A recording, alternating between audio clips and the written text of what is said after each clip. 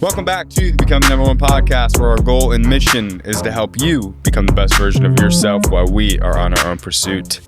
Become the best versions of ourselves. That is our mission, huh? It is our mission statement, yes. Which is important. We were just talking about having a mission statement, a purpose. Well, kind of. Yeah, sort of. In terms of charities, but... Yeah, it's a little different, actually. But it is important to have a mission and a statement. Well, you have to have a way in which you operate your life. Of course. A goal in which you... Kind of like a overarching theme to which you live your life. I think from the dawn of time, and men especially, they always had a mission.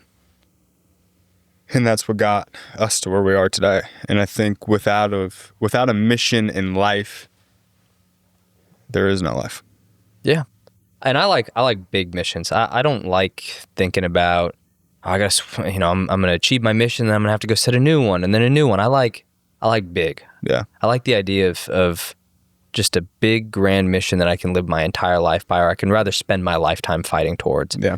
I had like that. My mentor told me one time, he said, yes, you will set out a mission for yourself, but when you're building, you'll tear down that mission and make an even bigger one. So really, you're never going to reach what that mission is, because you'll always be tearing it down and building for the next one. It's kind of just like when you get to the top of the mountain you're climbing, you look up and you realize that there's another damn mountain, except the next one's bigger. Yeah. And when you get to the top of that mountain and you look off in the distance, there's another one. Yeah. It's even bigger. Yeah, never stops. It never stops, does it? Mountains, by the way. Mountains suck. Why do you have a vendetta or a grudge against mountains? Because buddy? I slept on damn near the top of Mount Rainier one time. And if you guys don't know what Mount Rainier is, it's one of the top 10 largest mountains in the United States of America. Is it? Yes. You pippity positive? Look it up. Okay. Fact check me. Okay, I will actually, because that sounds a lot. In the United States. But continue. Let's err on the assumption that it is top 10. But anyways, it's 14,000 feet. Okay. And I was about 12,000 feet up. I spent the night on the mountain, and I slept upside down. So I woke up like 50 times that night. My sleep score would have been terrible that night, by the way. And I woke up in the morning with a raging headache. Raging. It was terrible. And I was all busted up. My knees were busted up. I was nasty. Yeah, because you're sleeping upside down. Yeah, I slept upside down. It was crazy. It was more of like a... Yeah, you weren't hanging by your feet. Yeah, well, yeah, exactly. The barefoot didn't come in. Yeah. But there's a reason why beds are flat, and actually, if anything, your head is elevated when under a pillow, as opposed to feet up, down. Yeah, that don't work. And good thing we fact checked you, because you are... Is it 14? Incorrect. Are you looking outside of Alaska? No, because that... Well, I know it's the United States. I know. Yeah. Well, and see, now in Google it says Mount McKinley, also known as Denali. No, Mount Hunter, which is 14,573 feet, is the 10th tallest. Which means... Well, Rainier is what, 14,000? How tall is Mount Rainier? 14,409. Okay, so it missed the list by about 170 some odd feet. Okay, so when I say top 10, it wasn't like a crazy... No, you weren't crazy far off. Okay, I was 100 feet off. But words are important. Shut up. They are. Anyway, what are we talking about today? And we don't want to waste these people's time. Talking about red flags. I'm looking at one. You're funny. Yeah. Talking about red flags, both in businesses and in people. Yeah. And I feel like we can bring a couple different perspectives. You've met a lot of people. I'd say you've probably met more people than I have. I've met a lot of people. We've both met a lot of people. We've sure as heck talked to a lot of people, thousands upon thousands on the telephone. Yes. But then we can also bring the perspective of both businesses that you might go to work for or businesses that you might want to work with. That could be working together in partnership. It could be the potential of, say one day acquiring a business. We can bring all sorts of different perspectives. But red flags, what are things that you look at and you're just like, I don't get a good feeling? Yeah. Well, I'll tell you from a business standpoint of what I look for in other people. You talking about other people's to work with, potentially? To work with. Okay. So not necessarily like an employee, but doing like a joint venture with another business or something like that. So for everybody listening who's a business owner or a solopreneur or self-employed, kind of runs their own ship. Yeah. These are things that when you're looking to work with somebody else, joint venture, like you said, partnership, whatever, these are no-nos. When someone, it's expectations for me. So when someone says, hey, this is going to happen, this is going to happen, that's going to happen, it never happens. And like when they promise you the world. Okay. What I realize is take about 20% of that, and 20% of that's actually true. But I understand from their perspective, they're trying to pitch you and they're trying to paint like the vision of it, but it usually never works out. I like someone that sets realistic expectations, like, hey, it might not work out for a month, 2 months, 3 months, but after that, it should start picking up. And then that's when we're going to see results. I like someone who's realistic rather than just promising you the world, because the people that just promise you the world, they always end up fucking you over, or it never goes how it should be, or you reach out to them and they never respond. It's rare that they actually follow through on those grandiose promises. So it's realistic expectations from the get-go, but still selling like, hey, like, after this amount of time, this is what's going to happen. So still confidence, they still believe in what they're providing to you and whatever it is, but they're not, it just doesn't sound like I'll take someone that is overly confident that sets realistic expectations versus someone that's overly confident and sets, unrealistic expectations, or trying to, tell me I'm going to get the world. For sure.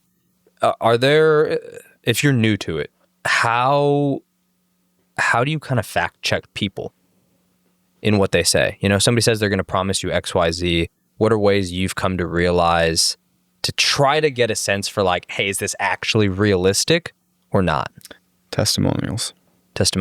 Real testimonials, not the fake ones you see on Google on their website.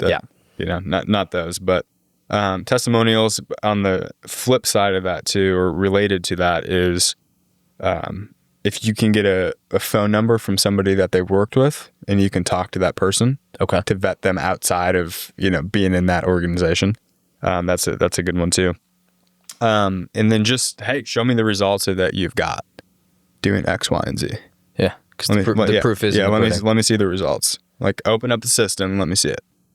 That's a big one too. But, the red flags I look out for, to summarize it, for, looking to do like a joint venture or a partnership with another business, is realistic expectations. If someone promises you the world, you're probably not going to get it. Interesting. Okay. Cool. Well, that's good, because I got a few other different ones. Now, looking at these can kind of all be applied either to if you were going to work for a business or working with one. But for me, a lack of transparency, and that kind of goes with being shady, is another one. But I'm a big believer that if you stand by what you do, you don't mind talking about it, and you don't mind kind of giving, not necessarily that you're flamboyant with sharing your secret sauce or the inner workings of your stuff, but just not feeling like they're hiding something from you. If you open yourself up to be asked any question and somebody asks you something that might be a little bit more nitty gritty, being willing to talk about it. I think gatekeeping certain things can be, there's a reason for gatekeeping, and sometimes it's valid, but oftentimes it's not. So for me, that's something that I look at. This can be another one. If you're going to go work for somebody, is high turnover without a reason. Sure. Because you're going to have businesses who have very high standards, and as a result, they're going to have high turnover. That makes sense. Yep. Right? You can look and say, hey, maybe they got to make smarter decisions with hiring. But if people are leaving because the expectations and the standards are set high, okay, that's reasonable. But if people have high turnover for other reasons, that's a thing to look out for. Yep. Can mean they don't value their team. It can mean that they treat their team like shit. It could be a whole lot of different reasons. But a lack of a plan too. That's another one. Lack of like a growth plan, really. Like, hey, where are we going? What are we doing? That's the last one I have. Yeah. Is no vision. If you're, and that can be applied to both somebody that you're going to work with, but also if you're going to go work for somebody, is if there's no vision. Yep. If you don't know what you're working for, like you said, a growth plan, then it's really hard to continue. I just think it's hard to fight for something that you don't know what you're fighting for. So those are big ones. Yeah. Let's talk about our red flags in people. I don't know if you wanted to have that on the list to talk about. I do, yeah. I don't know anything about today's show, by the way. That was the next one. It was primarily business and people. I think those are two perspectives that we can give pretty well, or red flags in both people and businesses. So, people. What are some red flags in people? People. People are a work of art. Let's start by saying that. Everyone's uniquely different, okay? Which is not a bad thing at all. It's actually a really good thing, because if everyone's the same, like literally the fucking same, well, it would drive me crazy. Red flags in people. Communication. That's a big one for me. A lack of communication. If someone can't communicate, I mean, it kind of goes back to the transparency thing that you said before, but if someone can't communicate, that also tells me the type of person that they are. And then when things are kind of getting tough, or let's say they're your friend. Let's look at that. Let's say these people are our friends. If that person cannot communicate with me, then I know, one, there's a lack of immaturity there, but two, it shows me that there's a lack of trust. Yeah. To be able to communicate what needs to be communicated. I think that's a really good point. Especially because things, at least the way I see it, things can't happen without communication. Mm-hmm. If somebody has feelings about something, whether they're right, wrong, whatever, it doesn't matter, but they don't bring them to you, they're going to harbor feelings. And those feelings, if they don't communicate what they want or what their issue is, whatever it might be, then those are just going to continue to fester. Yeah. And that's going to start to come out either in actions, primarily in actions. It could be the way that they talk to you, or the way that they don't talk to you, rather. So I think communication is a big one. Communication. I just lost it. It was on the tip of my tongue. You got one? Mull over on it. For me, huge one is words and actions not being in alignment. That's what I was going to say. That's one of the biggest ones for me. Yeah, mine was not sticking with one's word. Yeah. Especially as a man, I believe your word is all you have. And if you can't stick with your word, if you can't stick with it once, then you're probably not going to stick with it again. And then it's just going to be the snowball effect. And then you're going to see who they really are. And then they'll tell you they'll do one thing and then they won't. And that one thing that they should have done could come back and bite you in the ass. So I think we live in a society today where people's words means jack shit. Yeah. Well, and for me, and this has just been more solidified as time has gone on, but I think action speaks above all. Because, I mean, like you said, nowadays people say anything and everything. Mm-hmm. Egos are big. I mean, with social media, people flaunt things that aren't really true. You don't know what's real and what's fake. Yep. But actions do. Yep. Actions are, I mean, how more real do you get than a person's actions? Yep. So that's a big thing I look out for in people, or rather it's something that over time I note a lot. Yeah. What do you say versus what do you do? And that comes, I mean, we've seen that a lot. People say that they want one thing, but their actions don't follow suit. I agree. And I think that's kind of the one time in which I'll give people shit. At least if we're pouring into somebody, that's the one time I'll give somebody shit. Because I don't think I have the right or you have the right or anybody has the right to tell somebody what they should want, or how they should live, unless, we have a relationship where we're, friends or partners or teammates, and they say they want one thing, but they are doing nothing in accordance with that. That is where it is your right as a friend, as a family member, as a partner to get on somebody's ass. Yep. You said this, but you are not doing anything that aligns with that. Yeah. That's an issue. Big thing for me is how people treat people. Okay. Because if, like, for example, let's say me and you were interviewing someone, okay? We're interviewing them for a manager role. And this person is supposed to lead other people. And they come across very friendly in our interview, very professional. Seems like a good person. And then we see them down the street talk to, even a homeless person, like complete garbage, or they look at that person like they're complete garbage, that's not a person I want around me. Because that tells me that that person doesn't have that great of morals. Yeah. Well, they don't have kindness in their heart. Yes. And for me, I mean, it's a really big thing. I was taught to raise, when I was raised, I was taught, treat other people how you want to be treated. I always say please. I always say thank you. Be nice to other people. Because you never know what someone else is going through. And that's something I've always felt called to do. It doesn't matter who that person is, treat them the same. Even like, and we could get down the rabbit hole. You do need some level of superior. You need some level. I'm trying to think of how to articulate this without coming off sounding egotistical. You need a superiority complex to you. Okay. Where you do feel like you deserve more than others because you're doing more, okay. But that doesn't mean that you treat people differently. Yes, no, I get what you're saying. Yes. I think, and obviously what we talk about a lot is personal development, right? Yeah. And if you want to be the best version of yourself, it makes sense to have somewhat of a superiority complex, yeah. Right? I mean, you need to think that you are the person who can reach excellence and deserves excellence, yes. In order to get it. But at the same time, just because you feel this way about yourself doesn't mean that you're going to change the way in which you interact with others. Correct. And that's the difference that you're talking about. Mm-hmm. You can still be somebody who is like unrealistically confident in themselves, yep. But doesn't treat other people like Correct. Crap. Yeah, so you can be very polite. And I also look at that from the perspective of, okay, well, if they're being really nice to me, but they're not kind or pleasant to other people, what do they want from me? Yep. Yeah. What do they want from me? Because, I mean, if I was just that person on the street, they would treat me the same way. But they look at me for something. They want something.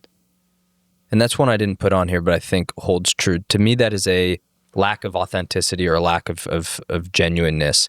And I mean, I used to say this about a dude in high school. There was one guy in high school who I guess I'd say I was friends with, and he was kind of just a dick. He picked on people. He said mean things. Like, he was kind of just blunt and rude, but he was like that to everyone. Mm. And I liked him for it. Like, I respected him for it, in a sense. Yeah. Because it didn't matter. He wasn't two-faced about it. No, it didn't matter who you were. He was kind of just a dick to everybody. Yeah. Which he was genuinely through and through kind of just rude. Yeah. But I knew what I got. Like, I knew what I was getting.